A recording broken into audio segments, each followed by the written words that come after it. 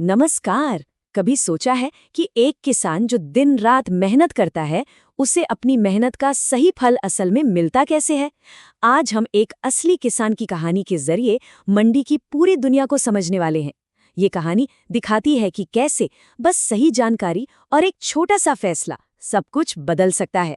तो चलिए इस सफर की शुरुआत करते हैं। और हाँ, इस कहानी में आगे बढ़ने से पहले एक छोटी सी बात। अगर आप भी चाहते हैं कि खेती से जुड़ी सही जानकारी और बाजार की खबरें आप तक सबसे पहले पहुंचें, तो उन्नत खेती के फेसबुक और यूट्यूब चैनल को अभी फॉलो और सब्सक्राइब कर लीजिए। यकीन मानिए, इससे आप हमेशा एक कदम आगे रहेंगे। हमारे देश में करोड़ों किसान हैं जो अपना पसीना बहाकर खेत में फसल उगाते हैं। लेकिन एक सवाल हमेशा बना रहता है, क्या उनकी इस दिन रात की मेहनत का सही दाम उन्हें मिल पाता है? ये वो सवाल है जो हर किसान को परेशान करता है। आखिर उनकी मेहनत की कमाई जाती कहाँ है?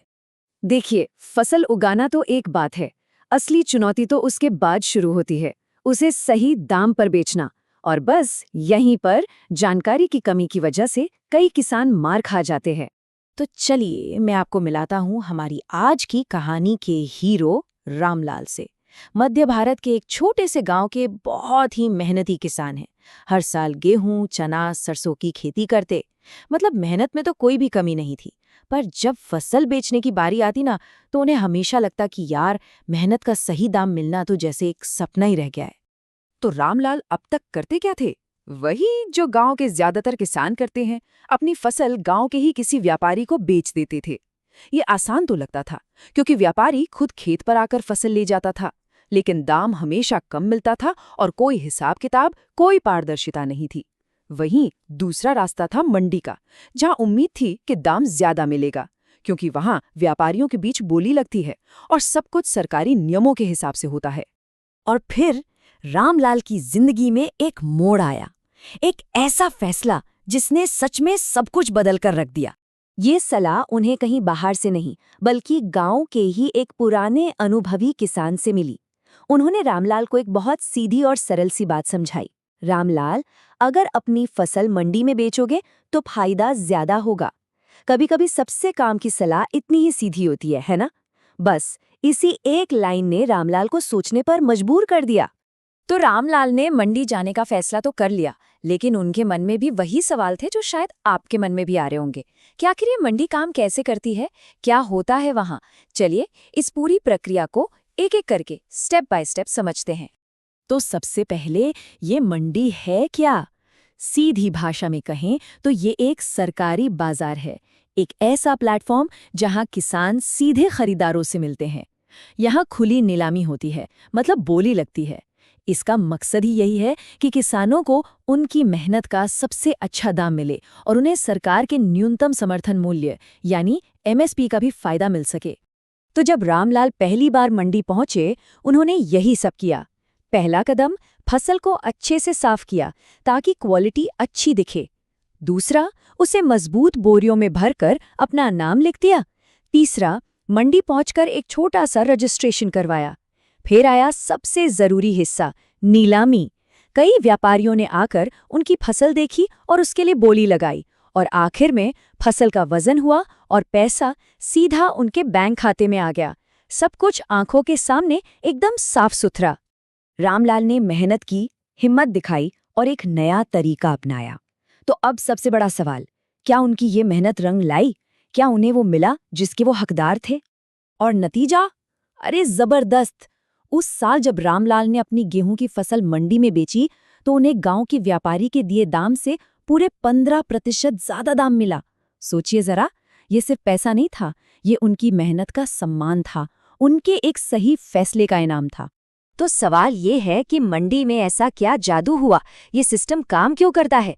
देखिए, पहला कारण है उचित मूल्य। जब कई व्यापारी एक साथ बोली लगाते हैं तो दाम अपने आप ऊपर जाता है।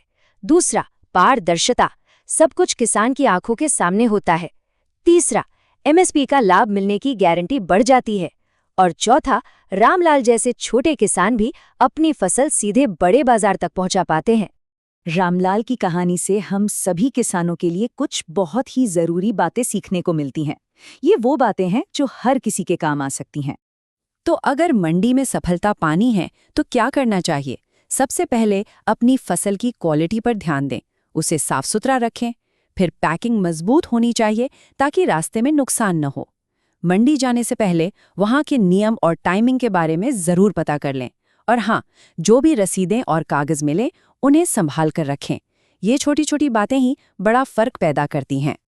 देखिए, रामलाल की कहानी सिर्फ एक इंसान की कहानी नहीं है। ये इस बात का जीता जागता सबूत है कि कैसे सिर्फ जागरूकता किसानों को समृद्धि की ओर ले जा सकती है। और यही आज की हमारी कहानी का सबसे बड़ा संदेश है।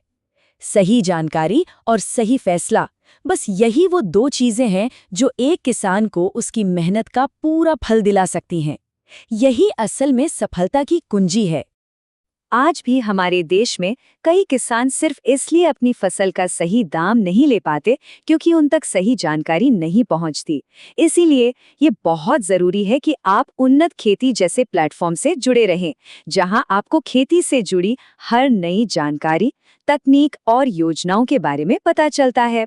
अगर आप और भी गहराई से जानकारी चाहते हैं या खेती से जुड़े लेख पढ़ना चाहते हैं तो हमारी वेबसाइट www.unnatkheti.org पर जरूर जाएं। और रामलाल जैसी ही और भी प्रेरणा देने वाली कहानियां देखने के लिए हमारे YouTube चैनल @उन्नत खेती ऑफिशियल को सब्सक्राइब करना बिल्कुल न भूलें। और हाँ, रोजाना अपडेट्स पाने और दूसरे किसानों के साथ जुड़ने के लिए हमारे फेसबुक पेज को भी जरूर फॉलो करें। तो आज के लिए बस इतना ही। हमें उम्मीद है कि रामलाल की कहानी ने आपको जरूर प्रेरित किया होगा। अगली बार फिर मिलेंगे एक नई जानकारी के साथ। धन्यवाद।